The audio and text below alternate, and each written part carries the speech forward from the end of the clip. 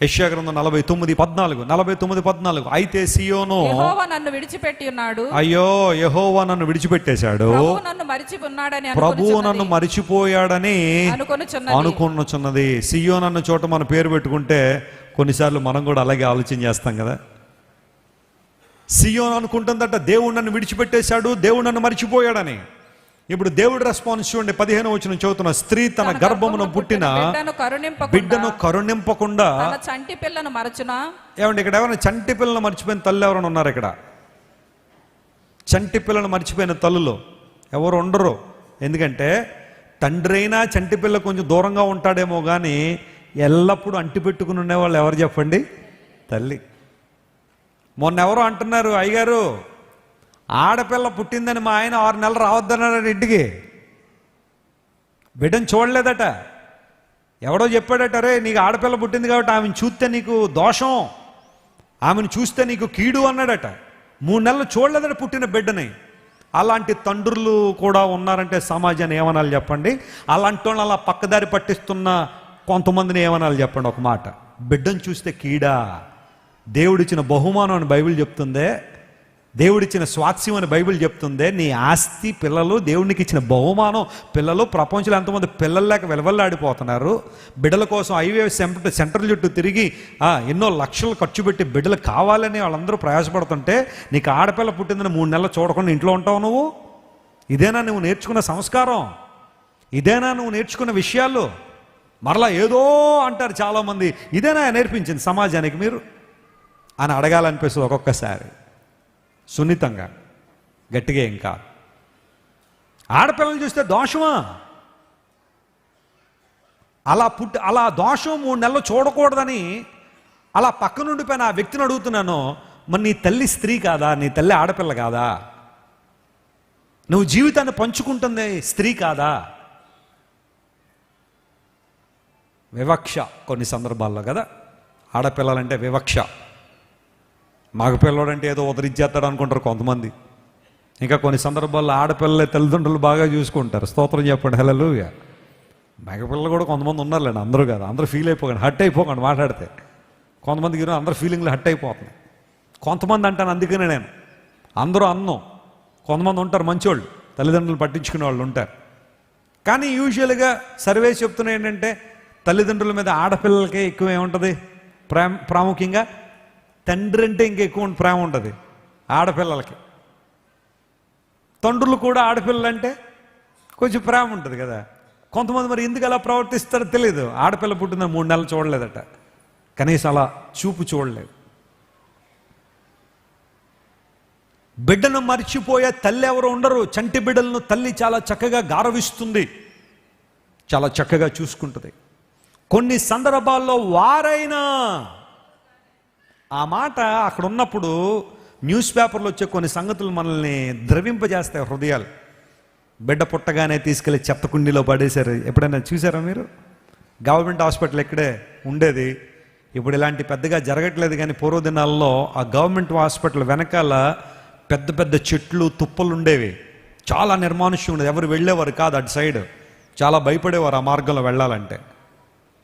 ఒక ఖాళీ బాట మాత్రమే ఉండేది, రోడ్లు కూడా లేవు. మార్చురీ ఉంటుంది అక్కడ, శవాలు కోస్తుండేవారు కాబట్టి అదొక భయం. అయితే ఇంకా అక్కడంతా కొంచెం ఇబ్బందికర వాతావరణం చెప్పి ఎవరు అటు వెళ్ళేవాళ్ళు కాదు.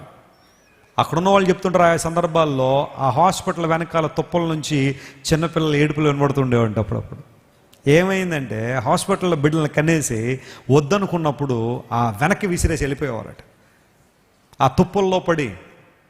నేను ఒకసారి కళ్ళారా చూశాను, 3 రోజులు భోజనం చేయలేదు. ఒక చంటి బిడ్డను తీసుకొచ్చి అలా పడేస్తే 4 పందులు పీక్కుని తింటున్నాయి, పిల్లని పీకేస్తున్నాయి. చాలా ప్రయాసపడ్డాను నేను, ఇంకో సహోదరుడు నాతో ఉన్నాడు, కానీ ఏం చేయలేకపోయాం. అప్పటికే జరగాల్సిన వినాశనం అయిపోయింది.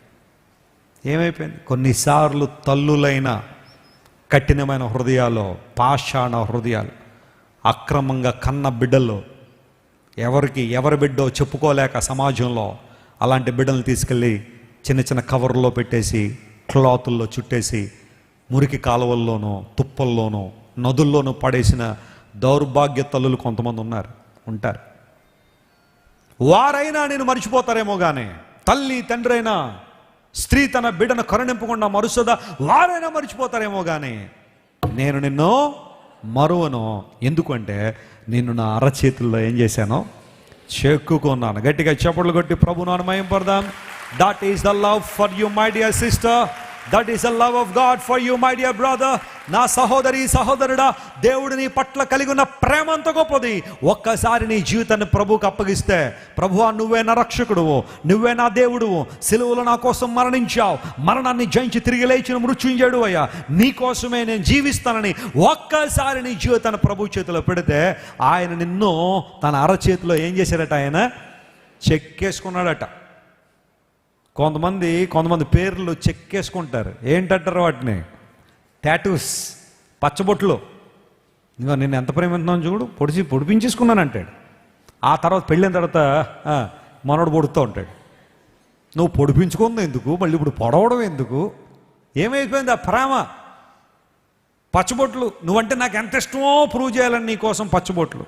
ఇప్పుడు ఫ్యాన్సీగా పొడిపించుకున్నారు పచ్చబొట్లు. హెయిర్ అంతా పీకేసి గుండు మీద కూడా పొట్టుకుంటున్నారు కొంతమంది. ఏమీ పరిస్థితి అర్థం అవ్వట్లేదు. హెయిర్ అంతా తీసి గుండు చేపించి దాని మీద పచ్చబొట్లు. పొడిచేది ఏదో కొంచెం గట్టి పొడిచేస్తే ఏమైపోద్ది అనిపిస్తుంది. ఆ మెదడులోకి వెళ్ళిపోయి ఆ సూది ఈడేమన్నా అయిపోతే ఏంటి పరిస్థితి? టాటూస్ ఇప్పుడు అంతా ఫ్యాషన్ అన్నమాట. కొంతమంది సంఘ పెద్దలు కూడా, పాస్టర్లు కూడా టాటూలు. I love Jesus. టాటూలో కాదు, నేను ఎక్కడ ఉండాలా? ప్రేమ హృదయంలో. ఐ లవ్ జీసస్ అని పొడిపించుకుంటారు కొంతమంది. సరే, ఆల్రెడీ పొడిపించుకుంటే మీరు ఏం బాధపడకండి. కొత్త వాళ్ళ గురించి చెప్తున్నాను నేను. మీ దేహం అలాంటి ఏం చేయొద్దు, అలాంటి పనులు చేయకండి. మీ దేహం ఎవరి ఆలయం? దేవుని ఆలయం. ఇది ఎవరికి సమర్పించాం? యేసయ్యకి సమర్పించాం. పచ్చబొట్లు అలాంటి పరిగెత్తకండి అనవసరంగా. ప్రభు కోసం శ్రమపడండి. ఏదైనా కష్టం పడాల్సి దేవుని కోసం శ్రమపడండి, ప్రయాసపడండి. కానీ అమ్మా పచ్చబొట్టు పొట్టునైనా గట్టిగా అబ్బా, ఆ శ్రమ ఎందుకమ్మా నీకు? అనవసరంగా ఆ బాధలు ఎందుకు నీకు? 4 కరపత్రాలు పంచంటే రోడ్డు మీద రావట్లేదు, నువ్వు వెళ్ళి అక్కడికి వెళ్ళి ఐ లవ్ జీసస్ అని పచ్చబొట్టు పొడిగిన ఉపయోగమే ఉంది? నశించిపోతున్న ఆత్మల కోసం ప్రయాస లేదు నీకు.